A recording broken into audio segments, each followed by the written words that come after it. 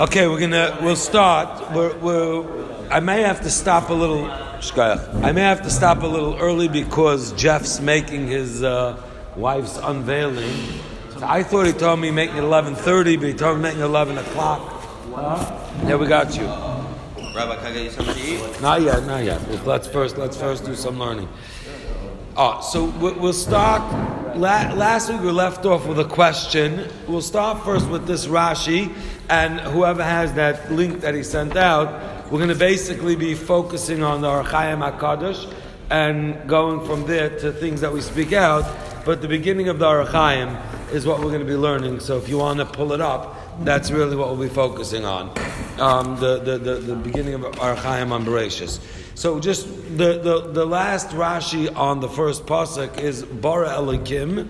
So Rashi says that we loinemar Bara Hashem.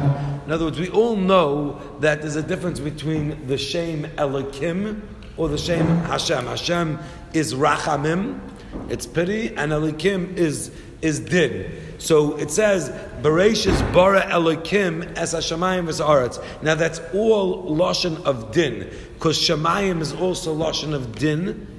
And basically, why that's scary is because most of us know that we can't live in a world that's din. You do something wrong, and you get zapped on the spot. You can't live in such a world. You can't live in a world that everything is din. We need to live in a world of rachamim.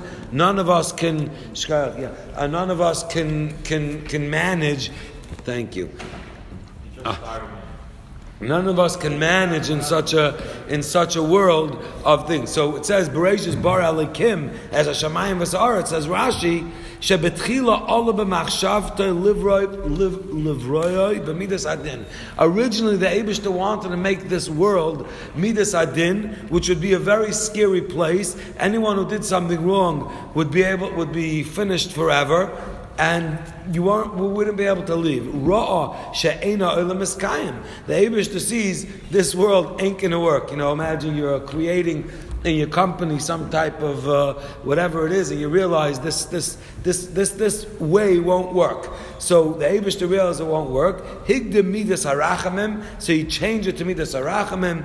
And he changed around from midas din to rishachim. V'hainu dechsev, and that's what it says later on in Perek Beis Pasuk Dal. B'yoyim asa Hashem Elikim Aretz v'Shamayim. It switched this whole pasuk around, and it's stuck in that the day the Eibishter made Hashem using a lashon of Hashem, which is Rachamim, the Aretz, the land, and then the Shamayim, meaning also because Aretz is lashon Rachamim and not the lashon of din. Now the question is, just to think about, the Eibishter, who's Hakol Yachol, who understands everything, knows everything, he couldn't get it right the first time. Me and you, I once heard that WD-40, the reason it's called 40 is because he had 39 misses, and it was the 40th try that worked.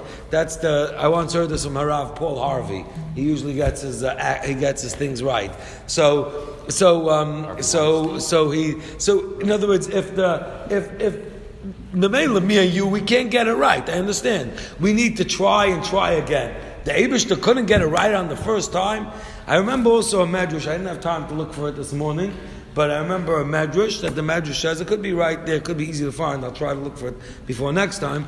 But the medrash says the Eibishter was boirei olam u'machrivai. Boirei olam. We know from the Gemara that definitely by the person he made a few tries. He first made Adam and Chava one. State parts of fame. The Gemara says already that there was different ways that maybe he made.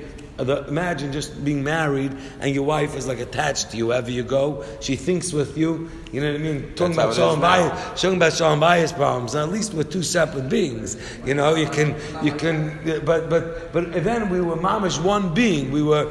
In other words, there was state parts of fame. We were attached, and we had one guf, and we did everything together. And the Eibishter eventually came to the way we are. So the Medrash says the Eibishter made worlds and he destroyed them. Made worlds and he destroyed them. Why did he do it? So I saw a pshat, and again I don't remember who it was from, but the pshat was that the Eibishter wanted to put into this world that there's room for failure. If the Eibishter would have made this world on one try, did it, it's done, then when we come to failure, there wouldn't be makam in this world for failure. Either you get it right the first time, or you don't. The Eibishter went and Bedafka was Beirei Olam HaMachrivai to put into the Etzem Bri of the world, the creation from the onset never was that you have to be perfect the first time. You could mess up and do it again, mess up and do it again until you get it right. And therefore the Eibishter, who's Akol Yachol, could have done it, made worlds and things. And we see over here, even this for sure, Rashi's already saying, which is from the Medrash, that and the Eibishter, so to speak, changed his mind and realized that it wouldn't work, and therefore he changed to Midas Arachamim, which is that there's mercy and pity. Now, I want to go through the Orach Chaim HaKadosh a little bit. We left off last time with a very simple question. We left off that the Eibishter created the world. We know what happened on the first day of creation, the second day of creation, the third day. Every day of creation, there was another part of the creation, and over here, it's mashma that the Eibishter created the world in piecework. We know who Amar Vayeh. The Eibishter said one word, and the whole world was created. That was one kasha the way we asked it. We also asked that the first pasuk is mashma Breishis bara Elokim es hashamayim ves haaretz. Now it sounds like that there was already the components in this world to create Shamayim V'aretz. There was whatever it took, which is we're going to see later, is Eish and Mayim, that would create the Shamayim. That was already in existence, and the Eibishter did a Yesh Meyesh. When we create something a Yesh Meyesh. We want to make a table, we take wood from existing wood, we take metal, and we put it together, and we create a table. The Eibishter created this world Yesh Meyayin. There was nothing, and it's also Mukhrach in the next pasuk. V'aretz hoisa sayu v'avayu. That means there was nothing. It was pust and leidik. I once heard a kid learning, and he was teaching pust and leidik. I asked him what pust and leidik meant. He had no clue, but as long as they were teaching in Yiddish. But the world was, there was nothing here, and the Eibishter created Yesh Me'ayin. So this all the Rishonim deal with. We're gonna follow on the Orach Chaim HaKadosh a little bit. So we start by if you have it on the thing, it says Amar Betchila Seida Habriyas Hashamayim. When we created the world originally, that's right after this little Akdama, it's the second paragraph. V'zel Hashayin bring the Gemara Chagiga that the Eibishter created the world mi beis dvarim eish umayim. Now I just want to point out something. We'll get back to this when we learn about the creation of Adam and Chava. But the Maral points out this inyan of Shalom Bayis, which we'll have time to talk about when we talk about those psukim. But the Maral points out that we say every day, a few times, they oisa shalom b'mraimav hu yasa shalom aleinu.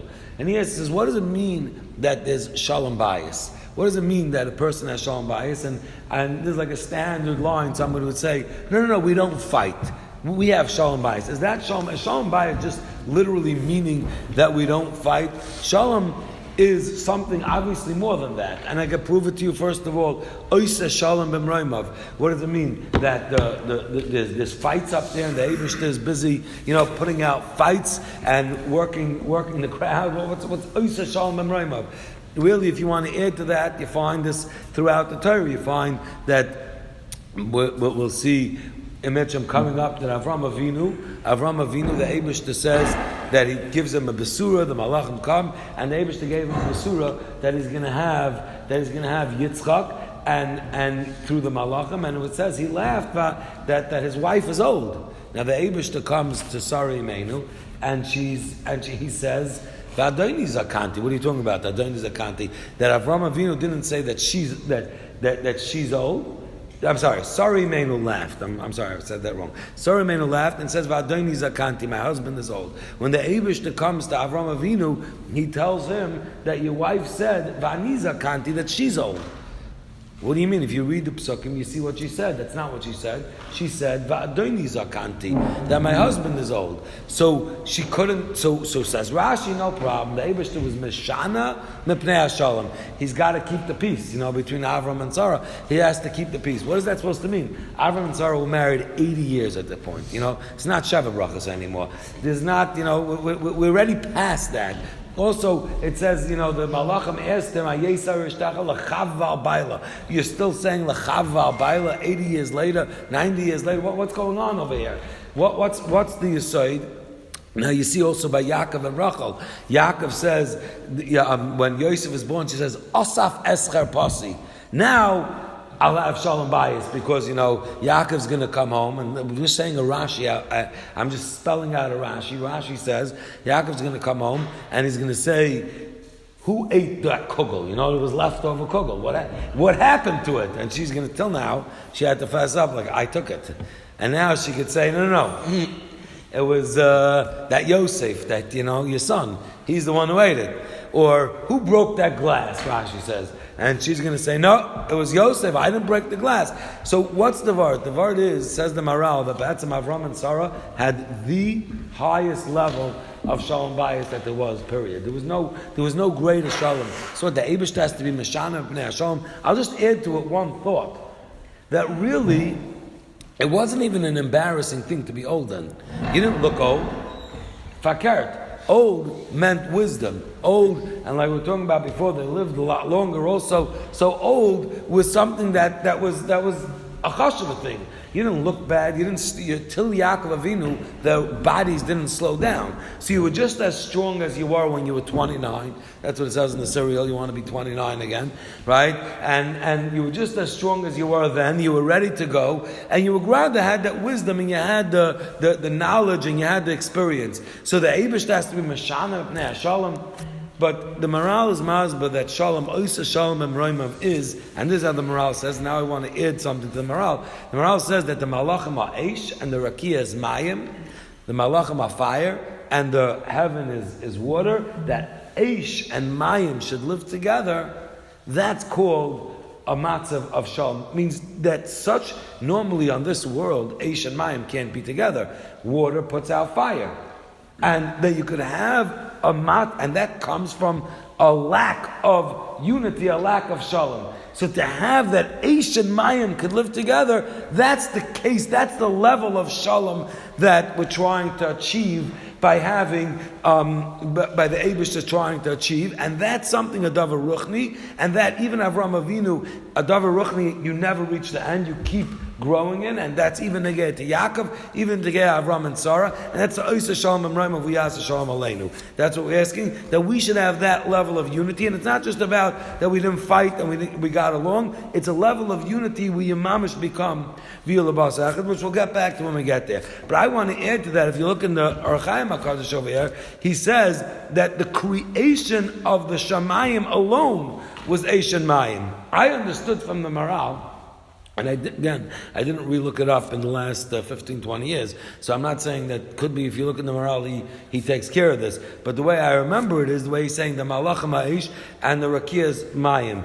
Over here it's saying that the Rakia is, Tchilas Habriya was Eish Mayim, and the Rakia alone is Eish and Mayim. It's not just the Malachim. When we see the sky, when we see the Rakia, that is Eish and Mayim alone. And it sounds like he's asking this question that we started with, that it sounds like that the Eish and Mayim were there, and the Eibush that just created from the Eish and Mayim, Tchilas Ha'is Abriya, Aval Hamayim Va'eish Lo Hayu Abara Chas V'Shalom B'Briya. The Eibush, the Chas V'Shalom, didn't do that. How could that be?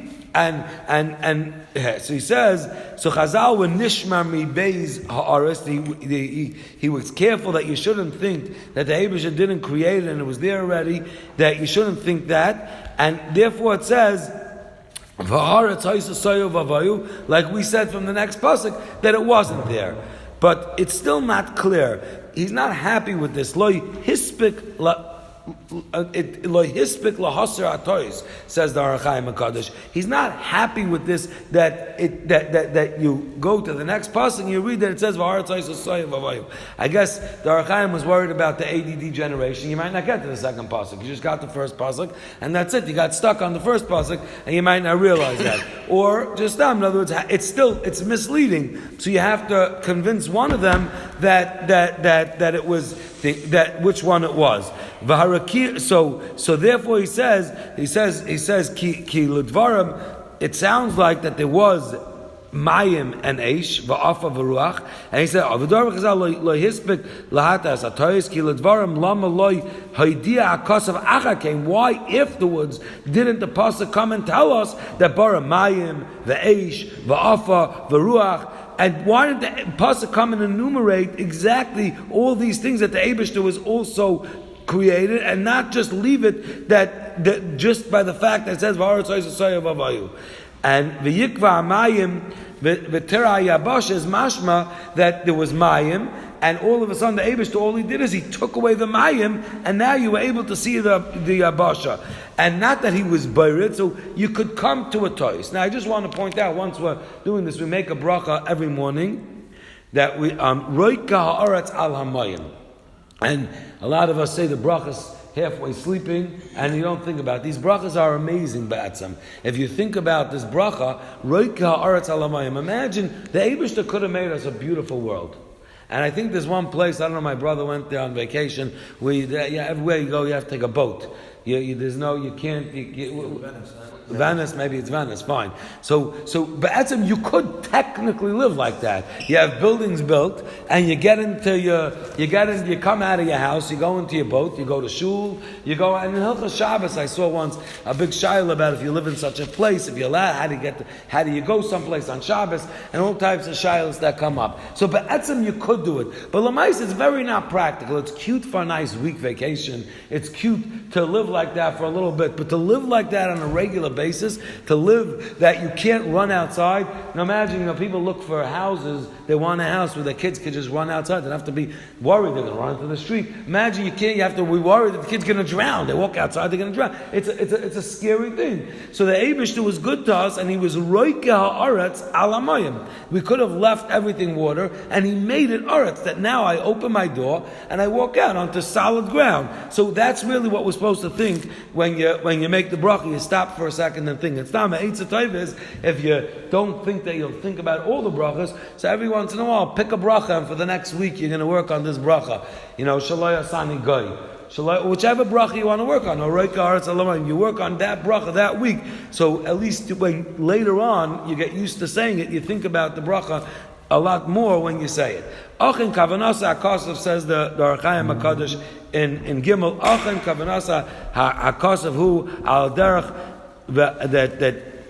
that it wanted to say that ki haderech, that the Eibishter created. So he says like this. The Ohr HaChaim HaKadosh says like this. That really the Eibishter could say a dibur.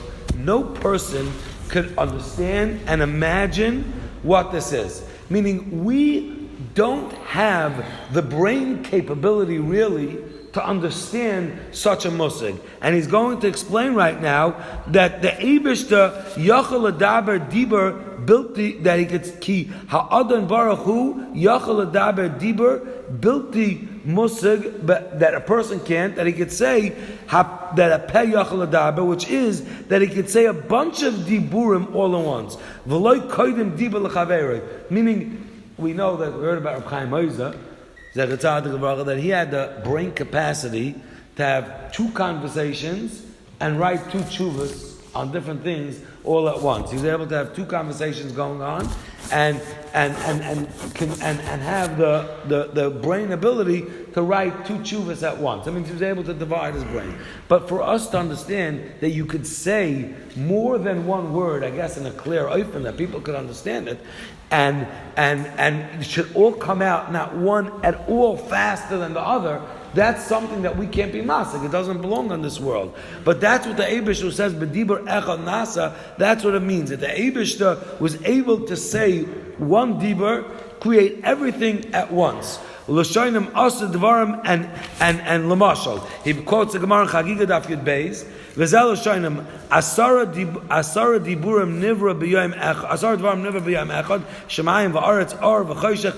All of them were created with one mimer. When the Eibishter said at once, he said, "Vayihi," they were all created, and he was able to say all these different creations all in the same mimer. They weren't separate mimer. Hashamayim va'aretz b'mimer echad bara akol yis'al shemoi b'brias maimazu ki boy hishlimu. Asar ma'amaros that Breishis is nami ma'amar shehem nivras ha'olam. All that was all said in one shaloi hoya. But however, vibalt the Eibush to create it like this, that he created all at once, the shamayim, the aretz, the eish, the mayim, the whatever there was all at once. So there was all one big thing. Eish, mayim, choshech, or whatever there was all one. Whatever that means. Again, these are concepts that are very hard for us to comprehend, but he's saying that everything was there in the first creation, the first second, but they weren't separated, meaning day and night was all one. Water and dry was all one. Everything was all one. The same way the Eibishter could say more than one dibur at once, he created everything at once. And therefore, and he says it's meduyik in the lashon that we say Friday night. He says, or the pasuk over here, I should say, Ki voy shavas mikol malachtoi asher bara elakim la'asais. He says, what was the bria that we on the first day there was there were certain things created, which we'll see. On the second day, the sun and the moon, or whatever, the whole creation. Pshat is they were all created the first split second, but it was all one big Mishka Babel. It was all one big thing together, and the Eibishter started separating them. So the first day he spent separating the waters, the Mayim Elyonim, Mayim Tachtonim, and he made dry land. The second day he separated the sun and the moon, day and night. He went through all these things in separate. They were all, but it was really all done. So therefore, if you medayik the pasuk Kivoy Shavas on Shabbos, he was Kivoy Shavas Mikol Malachtoi Asher Bara. He was Shavas from the malacha of the things that he created. That means it wasn't that this is when he created. During this whole week, the avodah was to separate the things, but it was Kivoy Shavas Mikol Malachtoi Asher Bara that he did it. He was first created it, and then the malacha was by that the bria la'asais, that the day that he decided to create it, then he separated it. And ki abriya b'yom rishon b'mamar echad nivra ela shahaya kol chasa tikkun. Each thing had to come to his tikkun. So he says Lama Davadayma. He's going to give a mashal to Arachayim Hakadosh. Lama Davadayma. He says Lamisha writes a livness palting. You want to build a palace. Right? I heard about a guy on Shabbos who's building a house for the last 8 years, and each thing takes about a month to do. But Al Kapanim, you want to build a palace. So first, really, you get all the supplies together.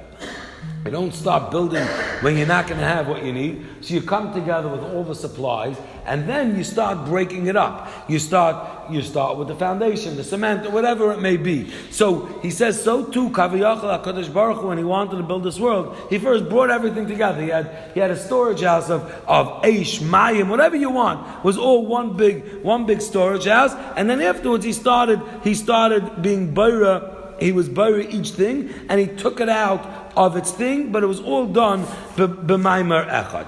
Now the Arachayim Hakadosh goes into something else. He wants to know, the Eibishter created mayim, eish, he created all types of things. What happened to the eish?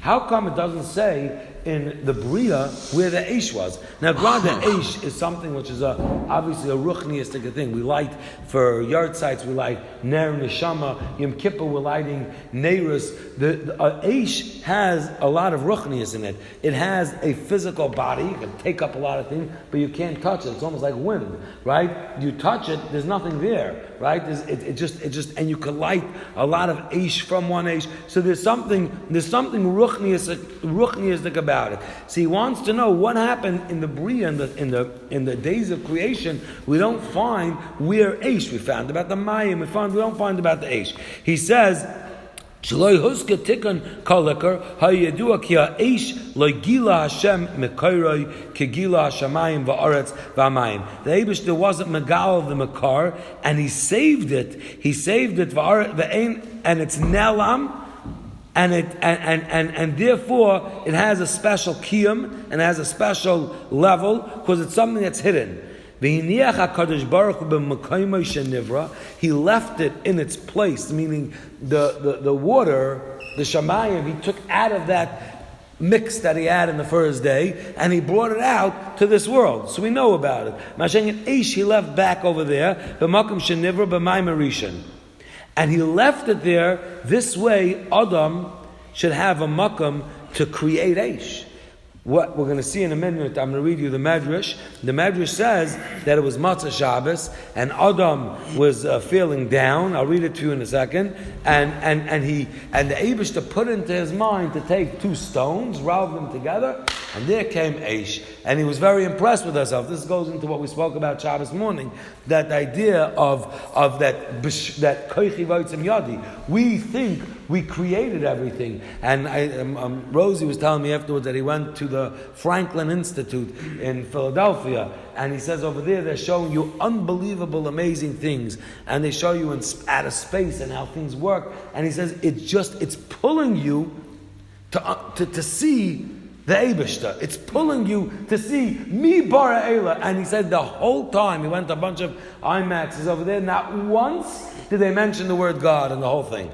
0. Meaning the whole Mussar is that, and really the Eibishter saved Eish, which electricity, by the way, is Eish. All these things are Eish. He saved it for us to create, and therefore we should come, and therefore he says, Al Kain, Onu Mavarchim B'Matzah Shabbos Bayir Me'ar Eish. Why? Because of this Medrash. Now he doesn't say the Medrash. You can look it up in the Medrash, but I picked to bring my time in Hagim because there's a lot of interesting things over here that get to Matzah Shabbos. So I wanted to go through it a little bit. But he says over here this Medrash in Tyram and Hagim in Shabbos and Tuf Yud Beis. That's the Ois. Tam She Tikkun Bayir Me'ar Eish B'Lashon. Oh, that's before that.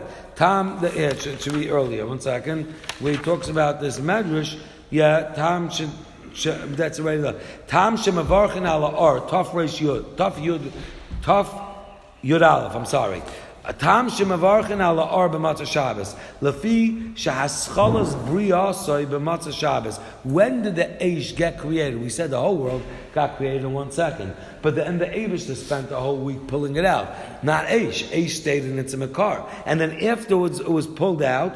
K'moshe metzinu ba'agada b'Yerushalmi. You find this in Yerushalmi. B'matzah Shabbos, Zimen HaKadosh Baruch Hu l'Adam Marisha Shnei Arafim. He brought 2 rocks and he v'kashtin zeh, and he broke them, he banged them together. V'yatza mem ar v'yavarach boyrei mi'arei eish. What happens? He doesn't say the whole Medrash over here, but the Medrash basically says, I thought he said this. What happened in the Medrash says that Matzah Shabbos it got dark, and Adam started kicking himself that because he ate from the Eitz Hadas, therefore he brought darkness to the world, because before he was in Gan Eden. And before there was no darkness, it was always light. So now he brought darkness to the world, and he was down. The Eibishter put into his mind this idea that he should take two things. Oh, he does say it here. He says, "V'atam shetiknu chazal borei me'orei eish b'lashon rabim." Why does it say the lashon borei me'orei eish? It's a lashon rabim. You're making one fire. Why is it lashon rabim? So he says, first of all, because you can light a bunch of fires from one fire. Also, fire is made up of a bunch of different colors: red, white, green. There's different blue. Green and blue in halacha and Gemara, when you say blue, it's really called green, because blue is an offshoot of green. So in Chaznid and other places where we have the words over here, it says green. It really means the blue. Vatam shehukva lahavda matzah. That should be, that's avuka, and therefore it says you should have avuka. So I guess he doesn't bring the Medrash. The Medrash basically goes like this: that he realized, and it was down, and he had no light, and he created light, and he was all excited. So he made his Borei Me'orei Eish, and because of that, we consider that fire was first created on Matzah Shabbos, and therefore we make a bracha on Matzah Shabbos on the Bayram Areish. And once we're saying in the Lashon Rabbim, so also we use an avuka. You're supposed to use, really, I saw where it says that you should use bedafka shaiva. Now, in halacha it's brought down another reason. I don't want to just leave off with this tam that it says over in the Tam of Menagim. Halacha it's brought because Shabbos it was also for us to make eish, to make fire, and now is the first second that it's mutter.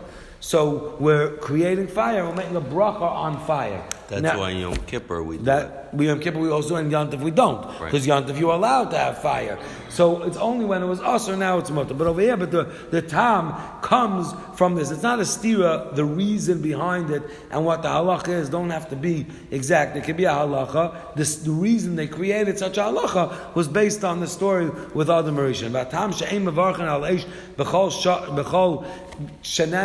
In other words, a person, every time I light a fire, why don't I make a bracha? So first he's going to explain, and there's a halacha concept, that we only make a bracha on something that yinena from olam hazeh. So if I stam light a fire where I'm not having hanas guf, my guf is not being nana, then I don't make a bracha. Therefore, we're going to say you look at it with your fingers, because you have to have hanas guf in order to make this bracha of Bayram Yareish. So he says that therefore a whole week we don't make it, because only when you have an anas aguf, like right now. Now I'd like to say that it would still with halacha that you only make a bracha.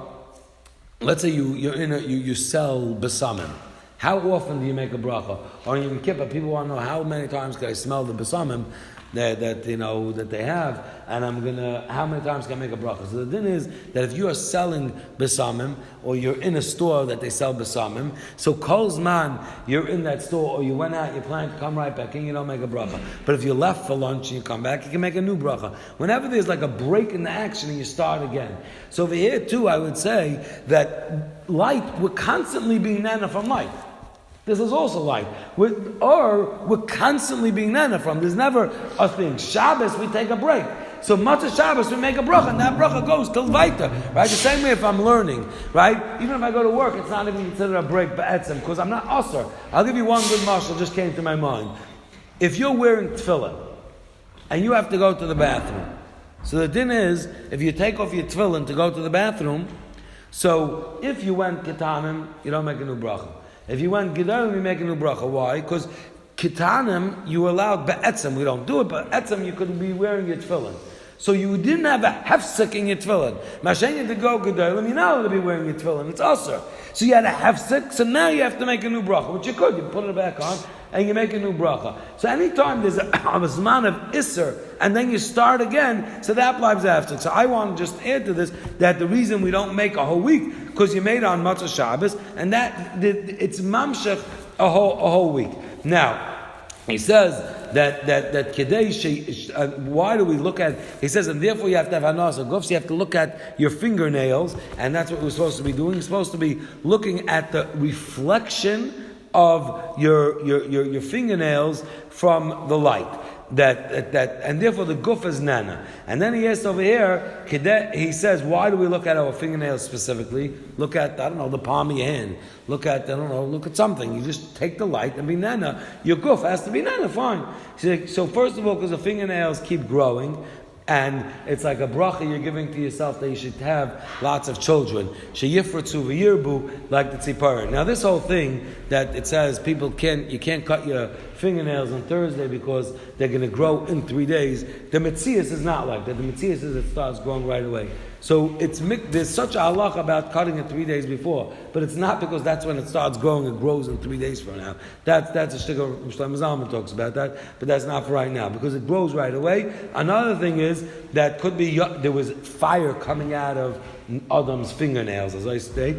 That from between the fingernails of Adam, fire came out, and there's an agada acharas that says that says what happened, that Adam Rishon, this is what I told you before the Medrash, that it became Choshech Shabalela, and all of a sudden he was out of Gan Eden, it was dark, and he lit up this light, and he noticed that he doesn't have nails. Meaning, when they were in Gan Eden, it seems like from the Midrashim that he brings down over here, they were covered, which Rashi brings, we'll see later, they were covered with like a nail.